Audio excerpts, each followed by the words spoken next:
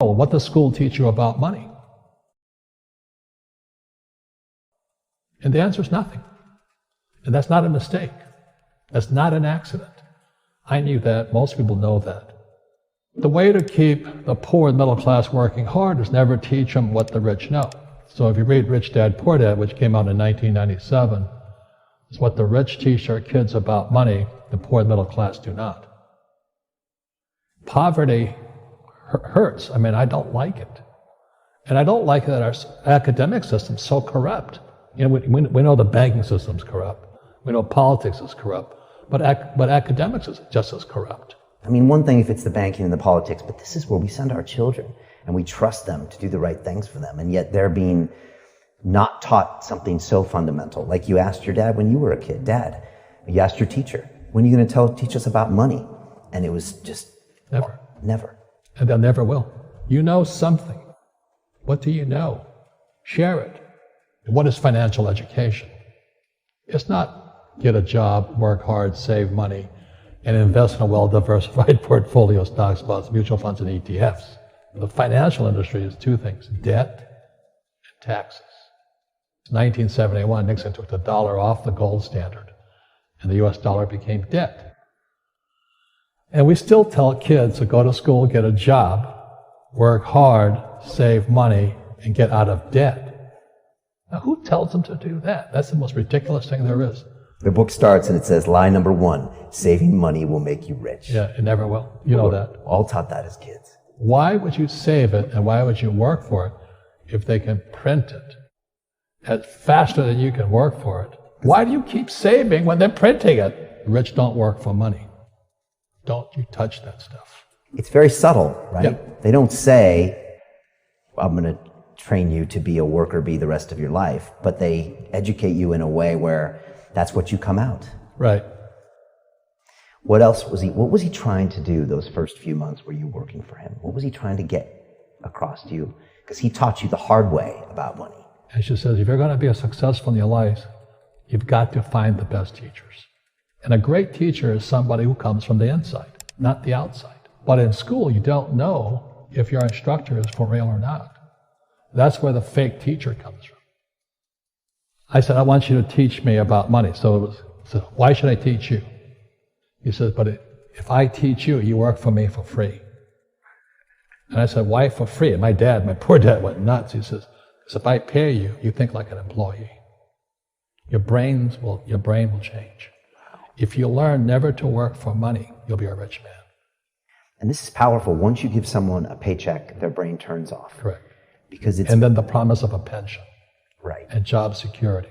Which is kind of a paycheck in disguise. Correct. After you stop working. Give the man a fish, eats for the day, teach him to fish, eats Correct. for a lifetime. And most poor people confuse assets for liabilities. They think their home is an asset, it's actually a liability. Right. An asset is a noun, like a house. Cash flow is a verb. So to understand if it's an asset or liability, it takes a noun plus verb. So if the cash is flowing out of your pocket, it's a liability. If the cash is flowing into your pocket, asset, verb, it's an asset. So I own 7,000 rental properties. Those are assets. Every month, the cash flows in. Whereas many people have the big house on the hill and the cash is flowing out. Right. And they're going broke. Right. It's like a frame of mind. The other thing the poor don't understand is the number one expense for most people is taxes. And yet we don't even see it. Isn't that weird? You walk around and you look at the paycheck and say, that doesn't seem right. And you don't realize that the government's got a huge hand in your pocket and you are doing nothing to minimize that. Again, this is what is very different about the rich and the poor. The rich don't work for money. Its number one expense is tax. See, there's 3 kinds of income: earned, portfolio, passive. So earned income is if I get a job, that's earned income. If I'm a doctor or a programmer, that's earned income because I'm working for it. If I buy, let's say, Apple for $10 and I sell it for $20, that's portfolio income, capital gains. Yeah. But passive income, which is cash flow, is never taxed. And so these guys are screaming right now in America, tax the rich. I said, good luck. Because most of the guys complaining, they don't know there's 3 kinds of income. And the rich don't have jobs anyway. They have assets.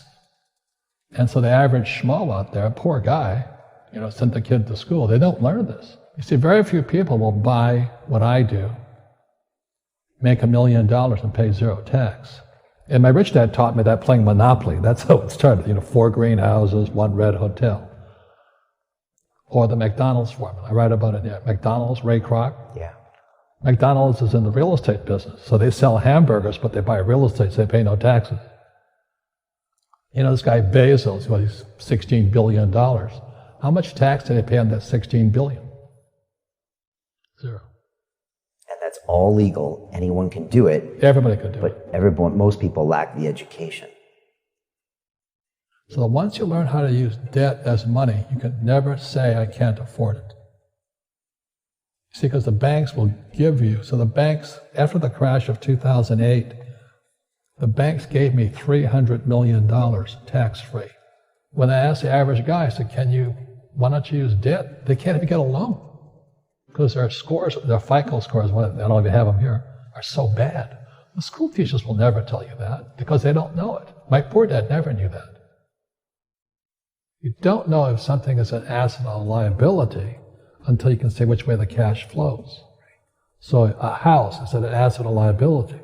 Well, if it's taking money from your pocket, it's liability. If it's putting money in your pocket, it's an asset. The U.S. government wants me to provide housing, wants me to provide jobs, wants me to borrow money, because that's how money is created through debt. I get huge tax breaks. Everybody can do the same thing if they had the financial education to do it. If people understood the tax code, we'd be more prosperous. But can poverty be passed through genetically? Yes. Because it's some type of way of thinking. It's an attitude. An attitude.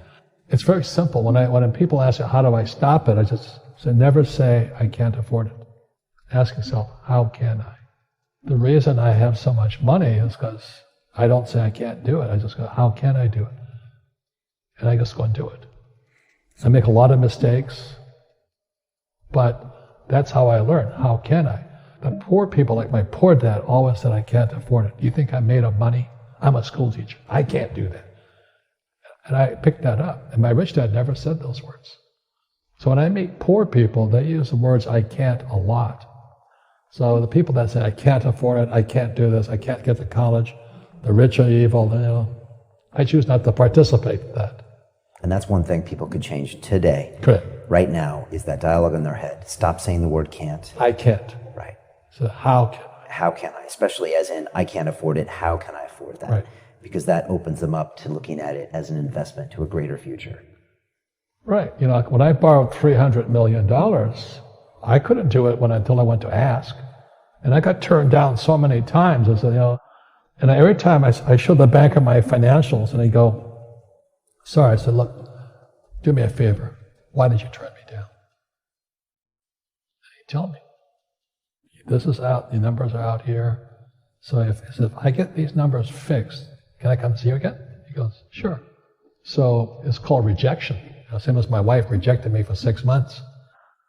It's just a matter of personal willpower, which is spiritual. Just saying, if they can do it, I can do it. And how can I? How can I? And I think it's you once said, words become flesh. Yep. That's the Bible too. Intelligence increases through your mistakes, through the ups and downs, through what you learned. Real estate's real estate. But what I learned made me richer, not the money. You don't need money to make money. I think all of us, every human being has that low point in their life. And if they get the message, a new life begins. If they don't get the message, they keep going down. The richer I got was because I didn't need any money. I could use this to make money.